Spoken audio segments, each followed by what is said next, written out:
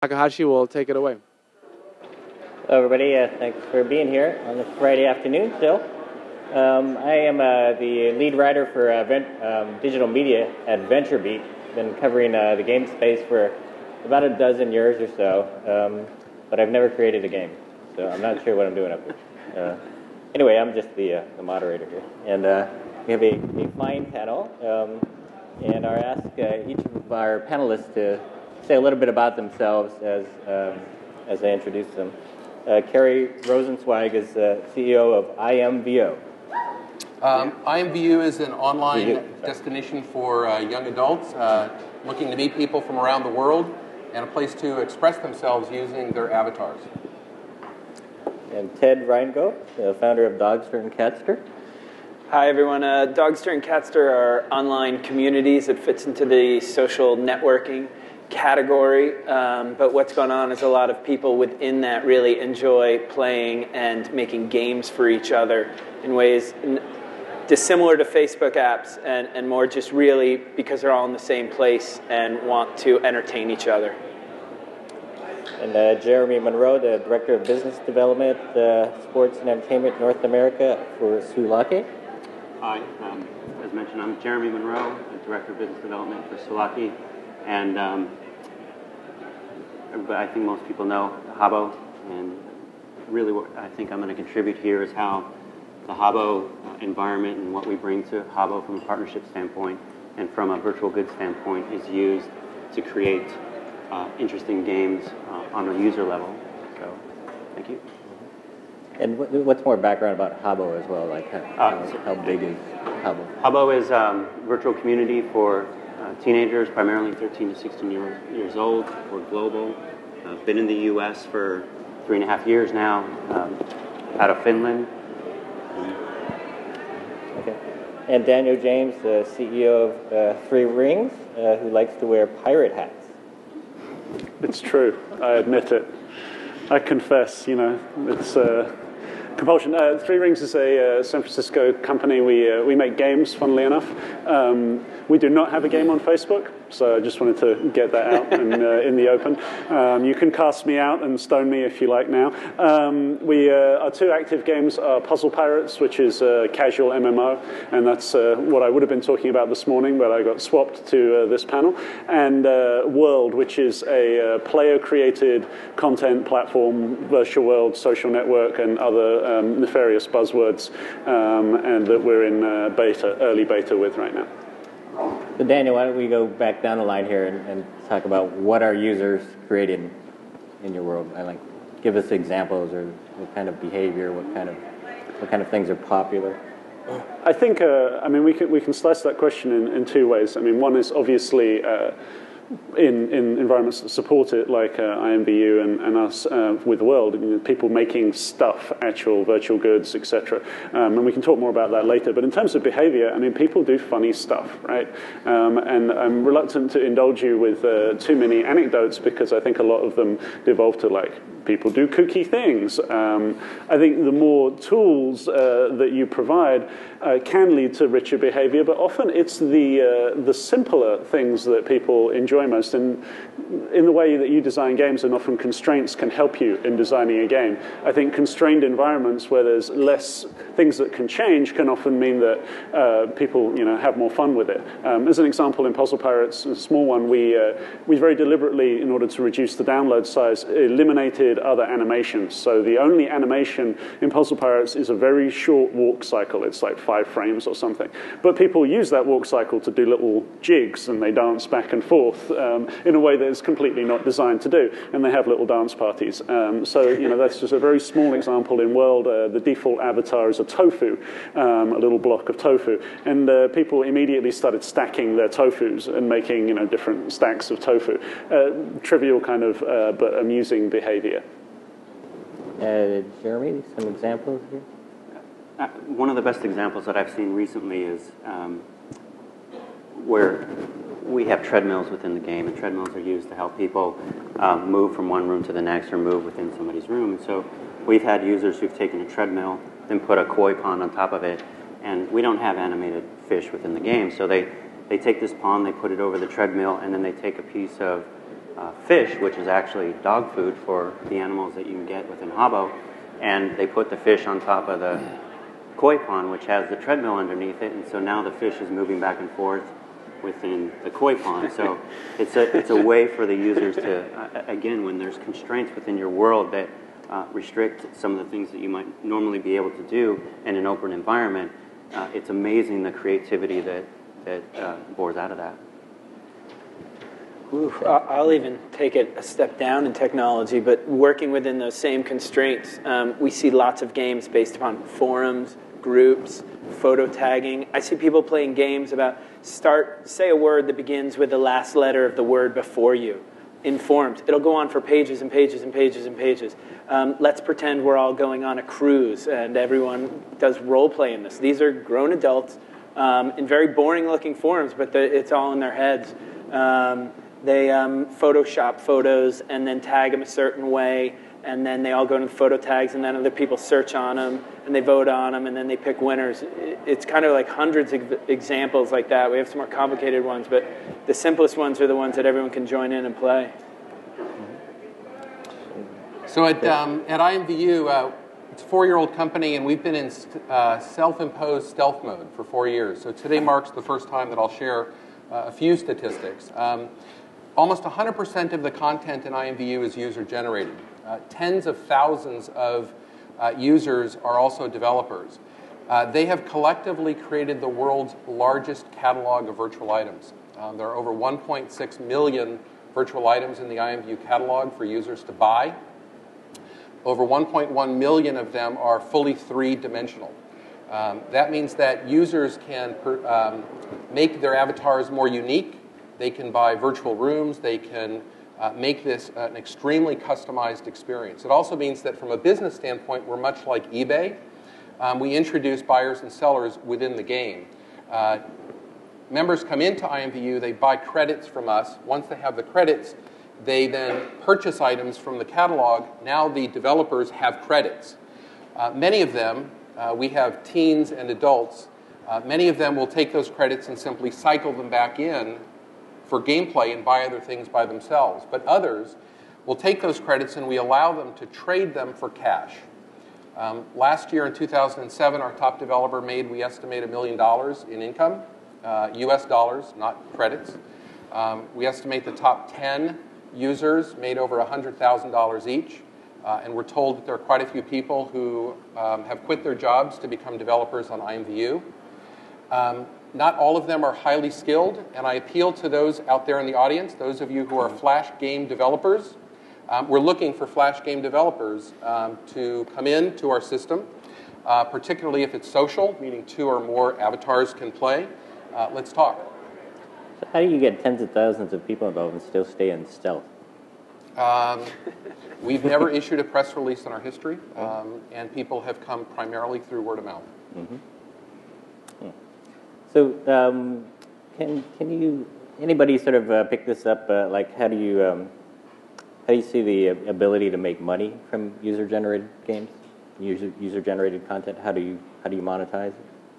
Well, I'll start just, and we'll go work back down the table. I mean, I just talked to that, which is, most people, this is a long-tail phenomena, right? So of the tens of thousands of people who create items, most of them create 1 or 2 items. Often it's a 2-dimensional sticker for people's home pages.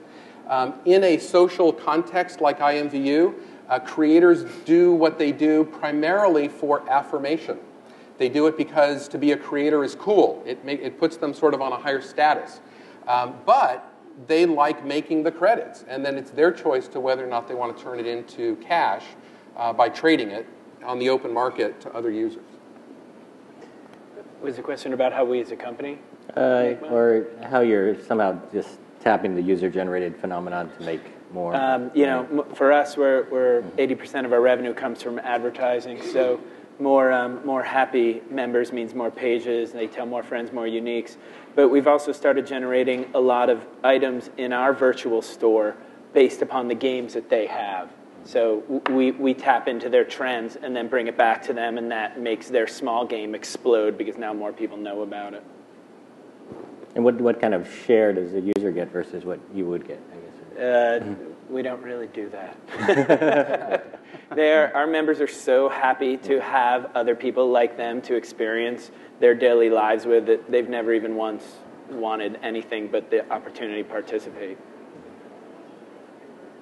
I guess from a Habbo standpoint, it really depends on how you want to define currency or wealth, because there really isn't a money-making opportunity for our users within the Habbo environment, but we do provide an opportunity for the community to gain aspirational type rewards, whether it be recognition from staff, whether it be recognition from their peers, and or just flatly being able to express their creativity. And there is trading that goes on. I think that's natural in most of these environments. But from a company standpoint, we're not encouraging or taking money from the community or paying the community for money for the things that they are generating. For Puzzle Pirates, we're more or less on the same page as Habbo, but for World, we're eyeing IMVU's lunch, and I think it looks remarkably delicious from where I'm sitting. So the model is similar in that creators can sell their stuff on a marketplace that we operate and then cash out some of that, the resulting money that they generate beyond a certain level. I think what IMVU does with not actually doing the cashing out themselves, but allowing a third-party market to take care of the cashing out is pretty smart. We're not sure yet how we'll do that, but we're currently thinking we will probably cash people out ourselves. And we'll have some controls over doing that.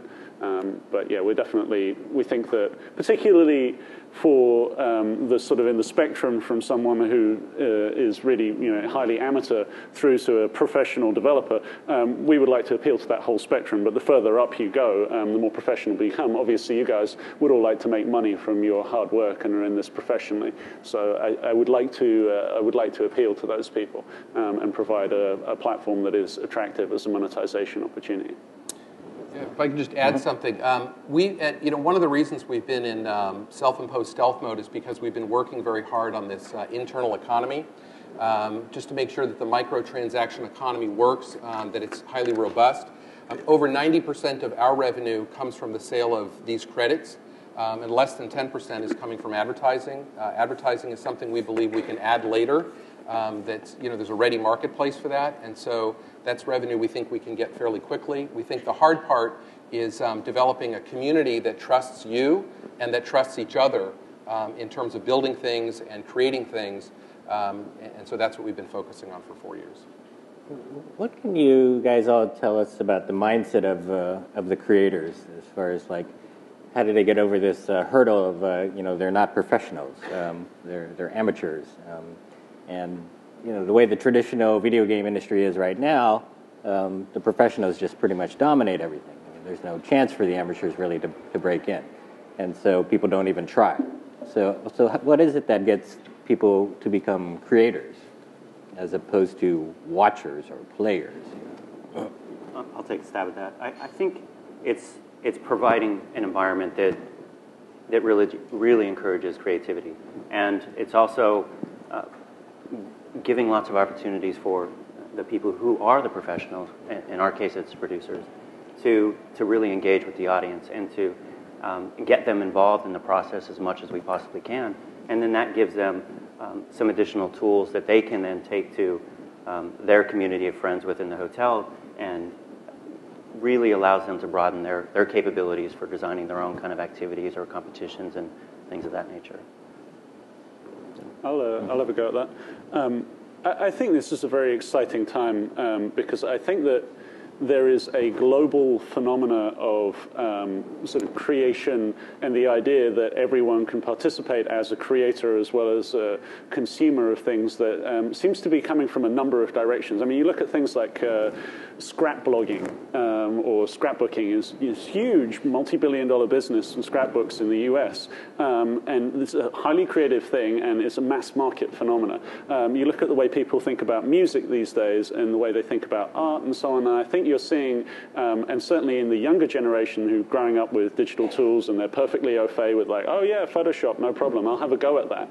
They're also very comfortable with the idea that they're not going to come out of the gate making something that's professional. That, yeah, I mean, a lot of the things we see uploaded to our shop on World, you know, the first thing that people make, they're like, yeah, this is my first thing, it's kind of crap, but, you know, I started, and the comments are all like, oh, this is awesome, well done, you can make it better this way, etc., etc. But there's that attitude of like, I'm going to throw it out, and, you know, yeah, I'm not an expert yet, but that's how I'm going to get started. And I also think this is super exciting all the way up the scale. You know, art and music and so on is great, but when you look at software engineering, when I was a kid and I was 11, when I got my first computer with a 6502 processor, what you did was write games. Like, yeah, you could buy games, but what you really did was learn BASIC and write games. And that was the modus operandi. And that brought a whole generation of people into programming that are now, you know, people like us running companies and so on. I think there's been a dark period, thanks to certain large companies, that has not really, it's removed that idea that programming is an accessible thing that anyone can do. And that's now come back. So you look at like Facebook and you see someone with 19, 20 million installs for an application that really, you know, they wrote by themselves. You know, Blake, who was sat there earlier, that's that kind of opportunity, and you've got kids, you know, in school or in college or whatever, who have that opportunity open to them, that's going to change everything. And I see this as this is a global phenomenon, and it's one of the ways, you know, YouTube, et cetera, the internet is completely changing the nature of how people relate to creation media. Just one other point on that. I think the space is natural for this process, and it was just touched upon there, and it's the feedback loop. And I know within, not only between the community members themselves, but between the folks within our production team, we very much want to open it up and solicit information, solicit feedback, and provide the tools that allow them to do that in an informative and creative and constructive way. And I think when you have those tools in place and you're modeling the behavior for the creativity and you're giving examples of what they can do to get started, it's a much more positive environment for new folks to give it a go. So I think, from my standpoint, let me offer two things. One is, how do amateurs become developers? Number one, we teach them. We've got two people on staff, including an ex-Disney Imagineer.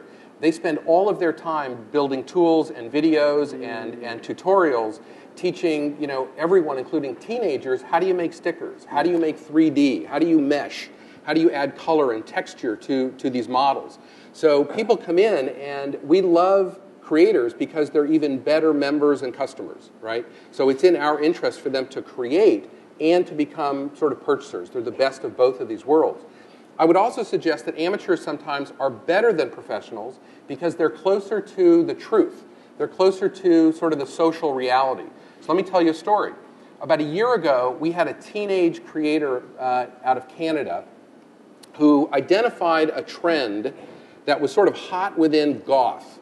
Okay, so for a period of time within goth, it was cool to have zippers in your avatar's skin with a little bit of blood sort of coming out of the zippers in the skin. Okay, so she developed a whole bunch of these avatars and tops and stuff associated with this.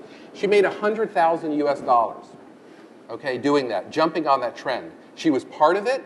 She created for it. She obviously hyped it, and she was right there. I would suggest that a professional company, by the time they knew it was even a reality, it would be up and gone. Cool. That means we're all screwed and we should just give up. Let's see, so I guess is there kind of like an ideal creative age here? Like, I mean, if you're a 10-year-old, what are you going to go create? If you're a 21-year-old, what are you going to create? If you're a 40-year-old game designer, what do you want to go create? I mean, what do you see as far as like who does the creating? We're finding that it varies across the demographic. I mean, we have a much smaller demographic. It's primarily 13 to 16, goes up to 17, 18, even 19 years old, and we have some other much older folks in there as well who are using the environment to express their creativity. But I think it varies, and I don't know that you can say that it's any one age group going to any one place. I think what's happening right now in this space is that there are so many different places that you can go. There are so many different social environments, virtual worlds that are opening up and then allowing that creativity to really blossom. So it's a tough question, to be honest. A lot of our creators are definitely on the older side, and they're coming at it from almost a zero skill side. Maybe they've just learned Photoshop. Some of them use GIMP. I mean, they use really hard tools to figure out how to do some of this animation stuff. But they're the ones who get the most joy, it seems, in our community out of creating something. And maybe in high school or college they got to be creative, and then they lost that for a while. And so now it's really like a flowering for them to be able to put all this time and energy into something and have so many people come back and say, oh, that's so beautiful, or thank you so much for organizing this. We have a bunch of older people, particularly on Puzzle Pirates, and we have a lot of forum competitions there where people make art pieces in real life. So it's not digital art, but we have people, they have embroidery contests and knitting and making models and all sorts of stuff like that, and it's fabulous. It's a small group, but they're super, and some of the creations are just amazing. And they send us some in the post, and we treasure them. So I think that's true, and I think this is a very broad, like the scrapbooking thing is all middle-aged ladies by and large. I think, anecdotally anyway, I think for where we are seeing the sweet spot, I suspect for digital art creation, you have to look at teenagers through to college and say, well, they're au fait with the tools, they have the skills, they're on top of trends, et cetera, and they are also have plenty of free time, because this is time consuming, so they're not constrained by, I need to make money by doing this, or it's going to be a waste of time for me and my wife won't like me. Within IMVU, I would say it's probably a normal distribution that sort of centers around kind of the young 20s to mid-20s. And at the sort of low teens would be people who are just getting started. It's the first time they're starting to use some of this stuff. But as I illustrated in the story before, they can get very sophisticated very fast. And at the end of to the sort of other end of the tail, we have a chunk of people in IMVU who are over 35. And they, too, many of them are just starting to learn how to use stickers. And maybe it's similar to your experience. But some of them become sophisticated fairly quickly as well. And in many cases, we hear stories of them supplementing their family income. And kind of our target persona, if you will, is somebody who is supplementing the income for their family. And so the extras in their family life are frankly coming from what they sell on IMVU.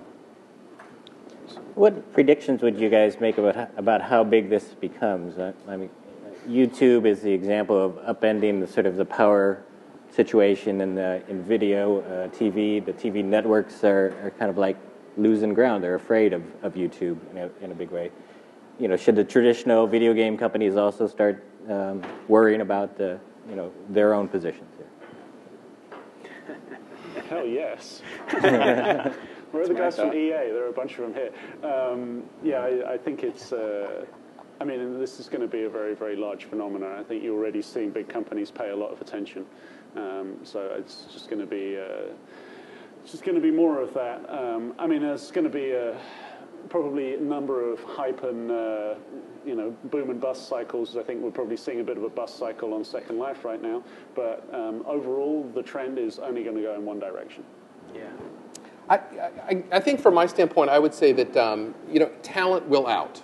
And talented professionals are probably going to create some pretty cool stuff.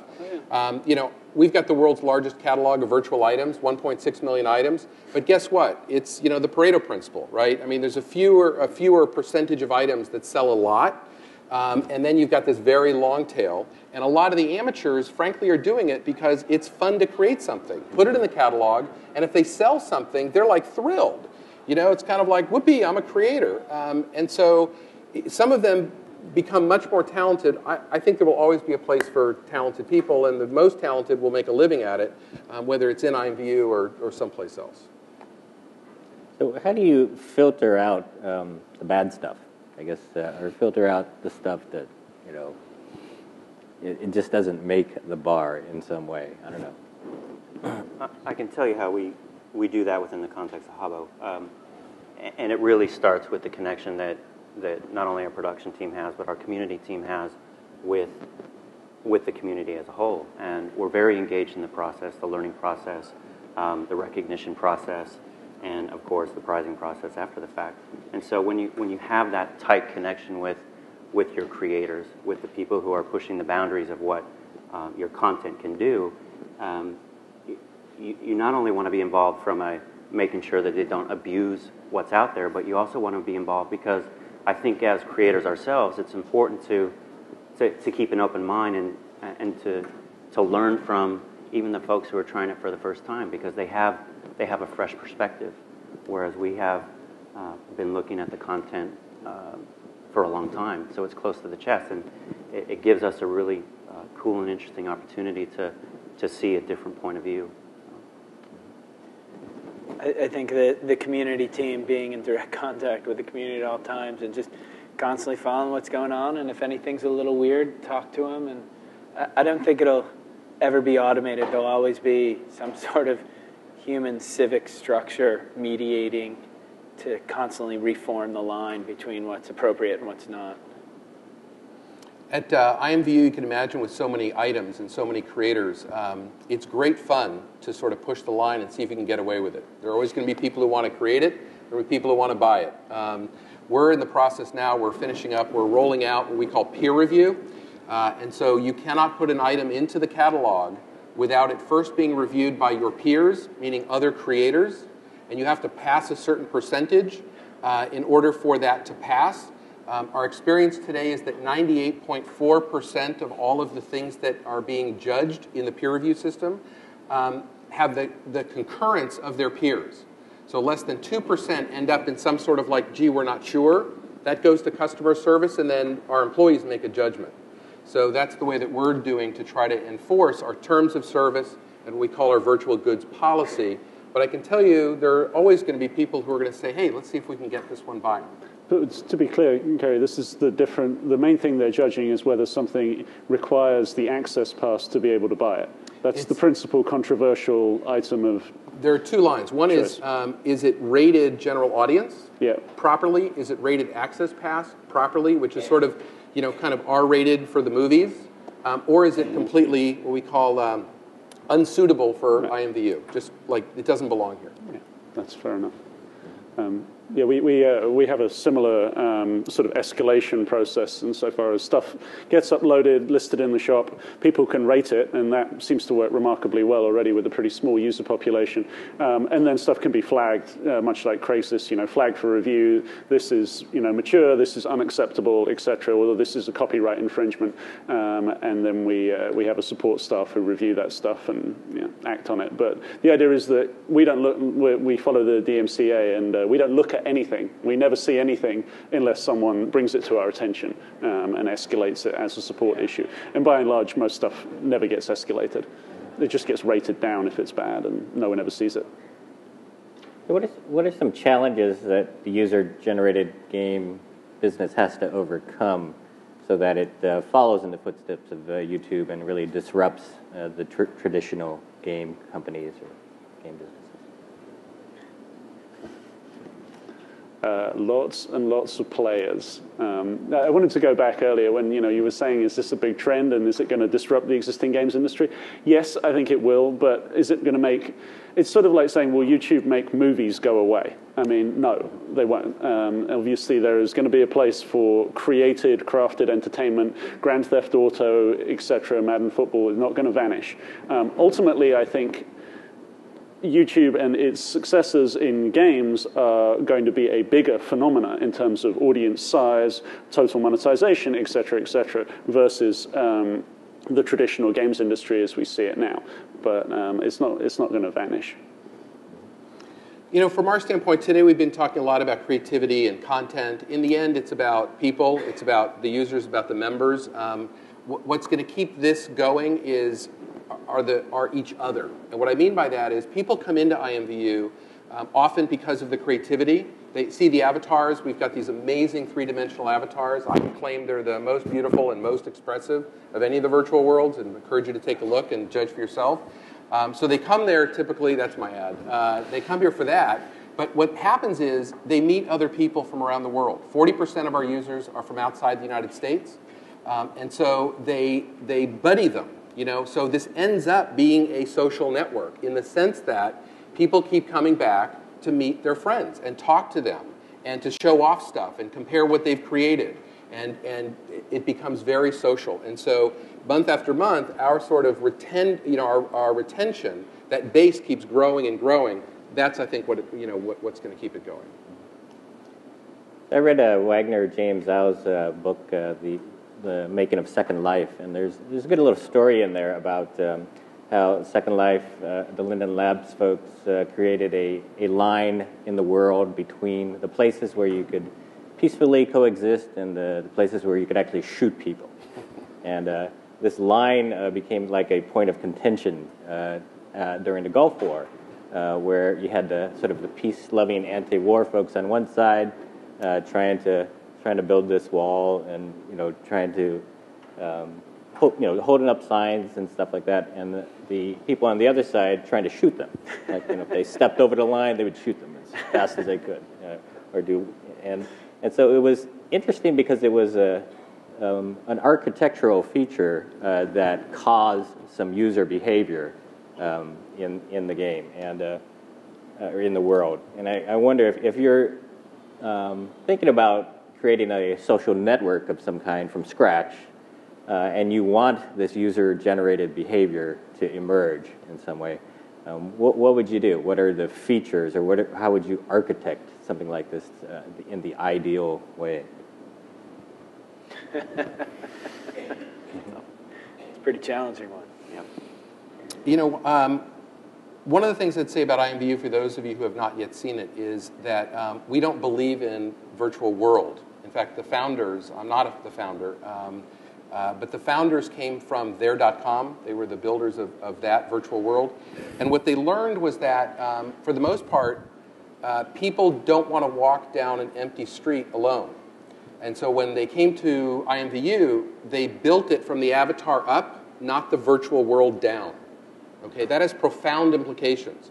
We do not build land. We don't sell land. We don't, in the sense of an ever-growing world, where maybe the real estate is growing faster than the population, which actually creates a social problem. What we believe in is a virtual space. And there are over 50,000 such virtual spaces that are user-created, that are available for sale, that you put your avatars into that context. And so the line is defined by the users, because they create the context and who they want to invite and what activities they want to do. So that's kind of our approach to it. I think from Habo's standpoint, the direct correlation that I can draw to the question is you've got to make sure that you're bringing content that is suitable for all demographics within the world. So we're primarily 13 to 16. We're pretty evenly split between male and female, and they've got a wide range of interests. And so when we bring a piece of content into the world that skews one way for a particular demographic, we have to make sure that we're bringing additional content into the world to fit the rest of the folks in the world. And the reason I draw that correlation is because you're essentially talking about drawing lines between different demographics, people who are peace-going, people who are warmongering, or some form of that. And I think it's a question that a lot of games tackle, and some people choose to create completely different servers, PvP versus PvE type situations, and others just find a way to make sure that if you're going to bring that kind of content into the game, or you're going to create that kind of diversity in the game, that you're giving everybody equal opportunity, and you're giving everybody an equal amount of tools to express themselves. I'd say there's an enormous tension between context, which makes it... In puzzle parrots, everyone knows what to say, right? You're a parrot, you have a funny hat, you go, "R." And it makes it real easy for everyone to know what to do. And it's one of the reasons why we have 7-year-olds playing with 70-year-olds, because everyone can go ahoy and kind of do the thing and do the puzzles, and it's very graspable. And when you step into Second Life or World, or to some extent IMVU, then by sort of blowing away that context in the sort of metagame, it's a free-for-all, and that's very challenging. I think it's certainly been difficult for us as a game company to relate to, like, how do we make this into a fun game, because we want it to play like a game without imposing our own sense of humor, although the names are puns, so I guess we're already off to a bad start there, and without having themes within it. And so one of the the challenges, and I think Cary's point about not building a game around geography, but instead building a game around people is very, very important, because really what matters there is what I'm interested in, who my friends are, and who I want to hang out with. And so it is like a social network in that sense, as opposed to, I'm in this world and there are a bunch of people who I may or may not want to hang out with and get along with. So I think blowing away geography is a powerful point here. I mean, I think Habbo too, the hotel room, your room is entirely,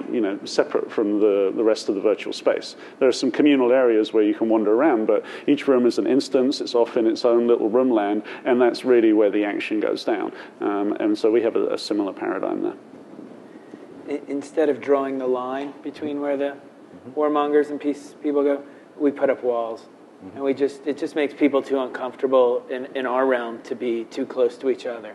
So we just slowly add certain messages. This is more of an information area. This is more of a fantasy area. And then, of course, we wait until see where they go, and then we build the walls when there's points of contention between. And those are like pop-ups that say, like, whoa! We just kind of slightly change the terms. And just a couple words get people in the right mindset. You know what? The answer to the original question: what features would you build? The first one I built is forums. It's real simple, but good forums are just amazingly compelling and powerful to people. I mean, the untold story of Gaia Online it's a forum site. That's where it came from. That's how it grew. That's where they got 5 million active users from, is from really great forums that are super, super active. And a lot of the good stuff in terms of community building goes down in the forums.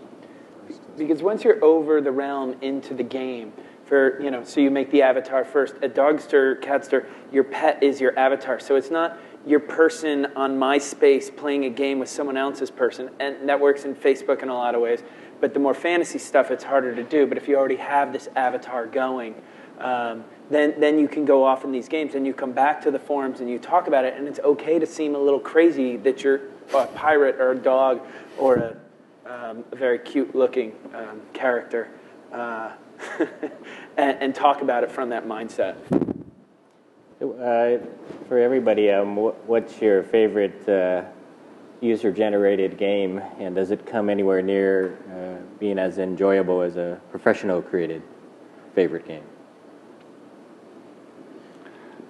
One of the guys on the world just made a cityscape, a city destruction world. So you go in and there's rooms with cityscapes like Paris and Los Angeles and so on, and you click on the buildings and blow them up. And it's not even a game yet, although he's got plans to turn it into a fully sophisticated game. But it's just really simple, and you change your avatar. You think, oh well, maybe I'll be a giant robot with this, and sort of shop around and so on, or a dragon or whatnot, and jump on the buildings. But it's very, very simple, lots of fun, and he's already gotten his sort of a meme that he's trying to start. Other people are making areas, towns. I personally don't have any. That's why I'm appealing to the game designers out there with expertise in Flash, that we need more content like that. But I would say from a content standpoint, every day we do an outfit contest, and we get about 1,000 people or more who put up their avatars and sort of do these contests. And I'm just amazed at, like, each one of these things is user-generated content. And so I can't pick one. It's just there's too many creative people. And from a personal standpoint, for me, it really changes daily, weekly, as we introduce new content into the world, or we bring new interesting partners into the world, to see what the community does with that content, because they never cease to amaze. And whether you have a great deal of structure, whether you have a great deal of flexibility, they always find a way to bring something to the forefront that you never would have thought of. And I think it's really one of the core pieces about this space that I think is phenomenal. It's like a group intelligence, a group creativity, and people are watching and learning from what one another are doing, and they're building upon it. And when you provide the right tools, I think you really set yourself up to see some special stuff. There's a meme going around Dogster now of people putting a chicken butt, I guess, the bottom half of a chicken on their dog's head. And it's just gone crazy, and I don't even know how and just like, that was just this week's. And it's the worst game in the whole world, but they're having so much fun. Sounds pretty good. Chicken butt. Chicken butt. So I'm ready to open it up for questions. Does anybody have questions? We have a microphone in the back there. There's one right here. Doop-de-doop-de-doo.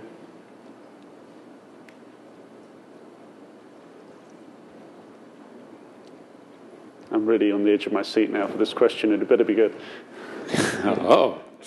I'm just curious if you have metrics around the average amount of time your users are spending creating games or game components. You know, I'm sure it varies widely, but I'm just curious if you have any metrics around that. One of the interesting things is mostly people are creating stuff offline, so we don't necessarily have good metrics for that. One thing I think we ought to say here, and it's unfortunate, but we didn't address this earlier, is that making a tool for people to make games is a whole problem in and of itself. So I know of a couple of smart, clever companies who are trying to solve that problem. It's an obvious problem that people like me or like Cary would love to solve because it would add lots of games and it would be really cool. But it's a whole really difficult problem that we have lots of other difficult problems that we're trying to solve. So I'm not going there. It sounds like he's not going there because it's really hard.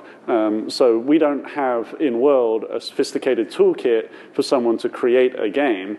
You know, there's things they can do in world. They can put components together, they can sort of make things, but we also believe that there's in the spectrum from, you know, the chicken butt game to making a sophisticated virtual world of your own with, you know, a Flash game creator somewhere also on this high end of sophistication, there is an uncanny valley in terms of the tools you can provide to them. So the reason why this space is absent is because it's a really, really hard space to do. You might be able to make, you know, a racing track creator or a level editor for a game, but that's pretty easy to use, but making something where you can actually create a unique and interesting game is just really difficult.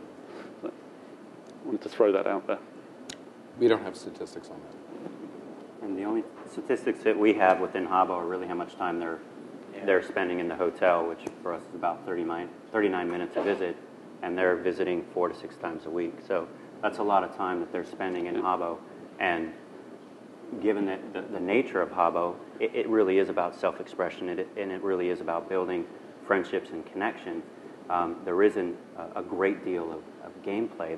They make the world as they see fit. So I would venture to say that a large amount of the time that they spend in the hotel is being used to do something creative. My name is Andrew Chen, and my quick question is, for the social gaming companies that are building on top of platforms like Facebook, they're immediately able to tap into an existing social network, and you guys are all, you know, operating sort of destination sites. Can you talk a little bit about how you look at the player life cycle, and, you know, how do you get your users to a critical mass point where they can be social, you know, before they churn from, you know, being bored by not having anybody to talk to? Well, from Habbo's standpoint, what's critical for us is to continue to keep it fresh, to continue to bring partners into the hotel, like the Paramounts of the world, where we're bringing, there's a combination of providing the environment for them to be creative and expressive, and also bringing brands or partners or activities that we know that they're interested in. So it's a combination of paying attention to what they're telling us, listening, and then finding partners that best match the information that we're getting from them directly and from the market research that we do in our Global Habbo Youth Survey. I think for IMVU, our problem is not people getting bored with the people that they meet and the people that they become friends with. Our challenge, frankly, is a very pedestrian one, which is as people come in, our first-time user experience is pretty crude. And so we lose people because they don't know what to do yet. They don't have a successful chat. Or the first chat that they have is with some random person who calls them names, you know, like Chicken Butt Head or something. And they're like, whoa, this isn't fun for me. And then they leave. So, but once they come in and they you know, have a successful meeting with someone, then they tend to stay, and that's that retention that I talked about.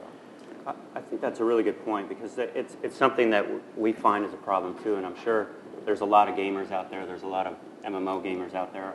I'm one myself. And for some reason, there is a level of harshness towards people who are considered new that is, it's rough. I mean, it's rough when you're joining a world for the first time. And it's important for us to design ways to head that off, to make sure that the first experience that a user has is a positive one, and they want to continue to come back. Because if their first experience is somebody calling them a noob or telling them that they don't know what they're doing, why come back to that environment? It's not safe, it's not fun, and it's important that we make sure that their first experience is positive. I think that's, I mean, in the end, it comes down to a lot of metrics that probably we all know about in terms of, how many people hit the landing page and come through and have a fun time and then register and so on. So that's a whole funnel issue, and then the retention loop and, the viral loops and so on surrounding that. And if any of you want to read more about this stuff, you should look at Andrew's website, which is a futuristic play, where he talks about all of this stuff in a much more sensible way than I ever would. I wanted to go back to the Facebook thing that you mentioned in the run-up, which is to say that, a lot of the people here, and obviously I'm envious of some of you because you've built fantastically large audiences based off of this existing social network. And I think that's really powerful and cool.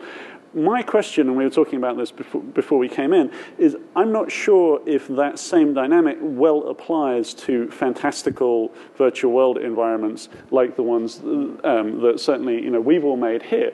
For example, if you like to post in the forums as a picture of your dog with a chicken butt, do you really want your real friends to know about that? If you're going to play a character in World, do you if you're in IMVU and you look like a really cute girl, but actually you're a football player, do you want your friends to know about that? Probably not. And so I'm not sure that, it remains to be proven in the same way that no one has, particularly in talking to the previous panel, proven that you can make a successful synchronous experience that piggybacks off of Facebook. I'm not sure that anyone's really shown that you can make a successful alternate personality, fantasy avatar, etc. experience that piggybacks off of that. Go ahead. Our online viewers have questions for IMVU. They want to know when a Mac version is going to be ready, and they want to know what the current revenue share is for content creators. The Mac is a hotly debated topic inside the house, and it's something that many of us want to address. I can't talk about timelines or anything about that. And also, as a private company, I'm not going to talk about the details of rev share. And in our instance, rev share is probably the wrong terminology because so many creators, they're accepting credits, and then it's up to them what they want to do with the credits. Many of them are simply cycling them back into the experience, and then others are choosing to trade them for cash at whatever they can get from other users. You're talking now to Flash game developers, sort of semi-professional, professional Flash game developers. Yep. Is that the same deal for them, or do you have a separate, distinct revenue-sharing platform for them? No, it's something that we're just starting to get into the topic, and it's obviously one that from a developer, outside third-party developer, they want to make money. We're trying to balance. It's similar in some ways conceptually to what eBay faced. Early on when they had lots of smaller, sellers, and then they said, look, there are big companies that want to come in as well. How do you balance the interests of both? Sure. And so it's something that we're working through.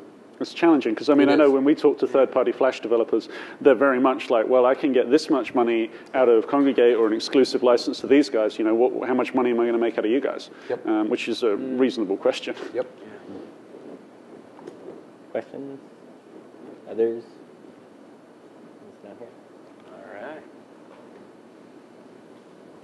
Hi, I was wondering, it seems like you guys have been talking about sort of two different kinds of user creativity in this panel. There's the sort of semi-professional people uploading Flash games, and then there's also the more spontaneous chicken butt foreign games, dance parties, and things like that. Is there anything you guys do to sort of encourage people to cross the threshold from one type of creative activity into the other, or do you see them as sort of separate silos within your user base?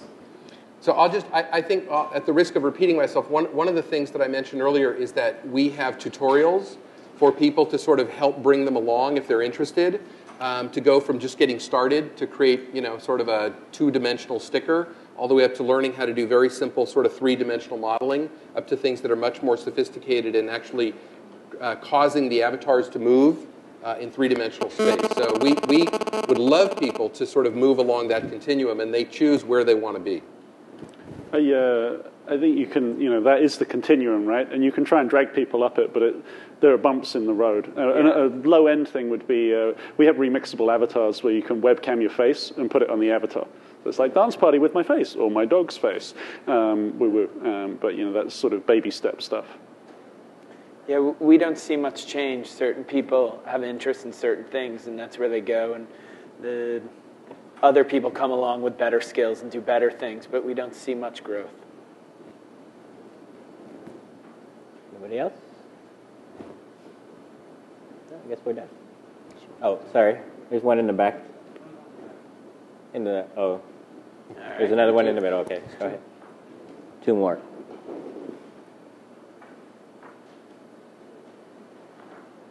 Yeah, go ahead.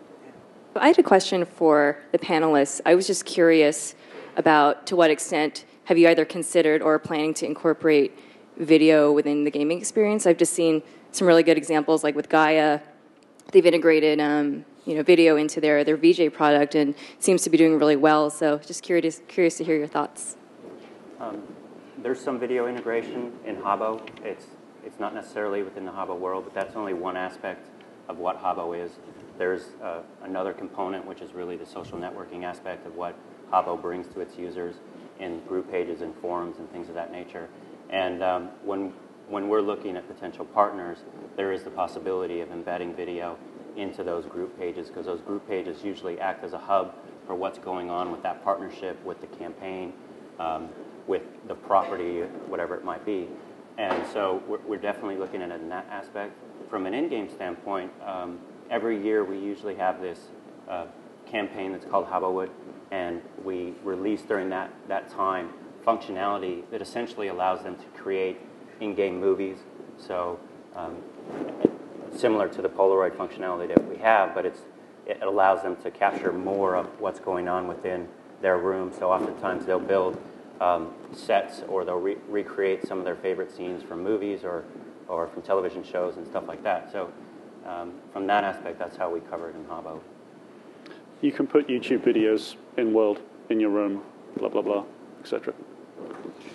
In IMVU, I think we look at it in three ways. One is we want to copy the brilliant work that Guy has done. Frankly, we'll get there as part of sort of the branded advertising approach, and they're doing amazing things with movie studios, for example. Second part is already there's the opportunity you can buy a game, sort of a video player, that pulls up any kind of video content off the web. Most people are pulling something from YouTube.